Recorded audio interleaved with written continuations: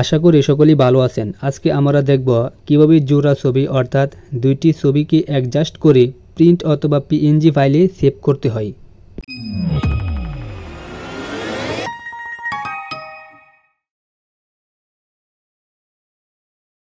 এখানে পাসপোর্ট সাইজের দুটি ছবি দিয়ে আমি এখন একটি জয়েন্ট ছবি তৈরি করব।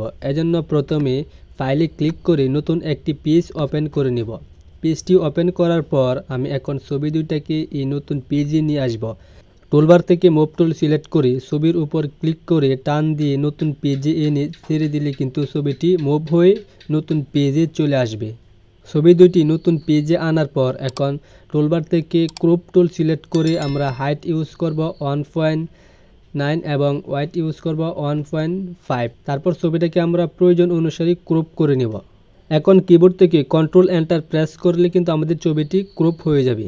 ক্রপ করার পর এখন আমি ছবি দুইটাকে যদি ছোট অথবা বড় করতে চাই তাহলে লেয়ার প্যানেলে এসে যে ছবিটাকে ছোট বড় করব সেই ছবির লেয়ারে ক্লিক করে কিবোর্ড থেকে কন্ট্রোল টি প্রেস করব। কন্ট্রোল টি প্রেস করার পর এখন কিন্তু ছবিটাকে ছোট বড় করা যাচ্ছে। এই ছবিটাকে একটু ছোট করব, এজন্য এই ছবিটার লেয়ারে ক্লিক করে কিবোর্ড থেকে কন্ট্রোল টি প্রেস করব। কন্ট্রোল টি প্রেস করলে কিন্তু এখন আমি ছবিটাকে ছোট বড় করতে পারছি। এখানে ছবি দুটাকে কিন্তু এখন আলাদা আলাদা মনে হচ্ছে। এই জয়েন্টটাকে মিলিয়ে দেওয়ার জন্য আমি পেন টুল দিয়ে একটি ত্রিভুজের মতো একটি শেপ ক্রিয়েট করে নিই।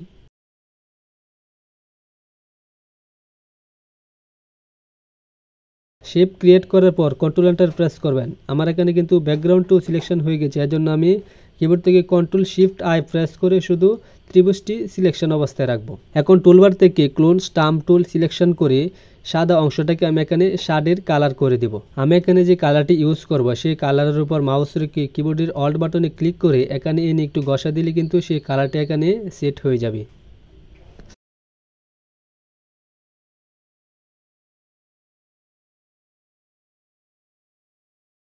কালার করা হয়ে গেলে আমি কিবোর্ড থেকে কন্ট্রোল ডি প্রেস করে সিলেকশনটি উঠিয়ে দেব।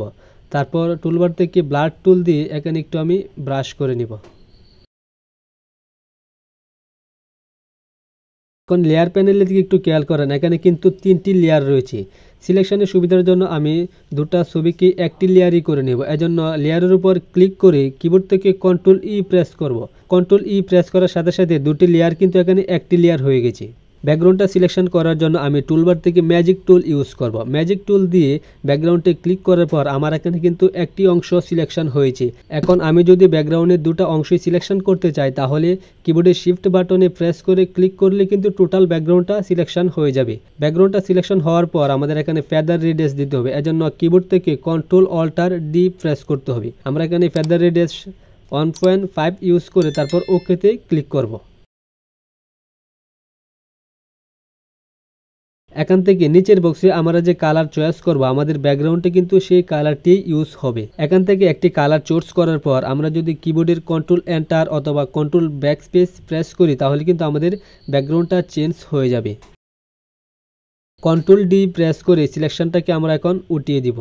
আপনারা দেখতে পাচ্ছেন আমি কিন্তু খুব ইজিলি জোড়া ছবিটি তৈরি করে ফেললাম। এখন আমি যদি ছবিটাকে সেভ করতে চাই তাহলে উপরের দিকে ফাইল নামে একটি অপশন রয়েছে, এখানে একটি ক্লিক করতে হবে। ফাইলে ক্লিক করে সেভ আসে ক্লিক করতে হবে।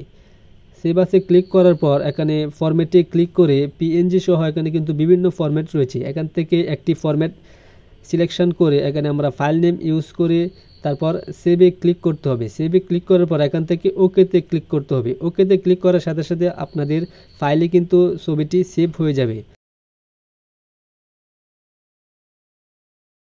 সো আশা করি আপনারা আলাদা আলাদা ছবি দিয়ে খুব ইজিলি এভাবে জোড়া ছবি তৈরি করতে পারবেন।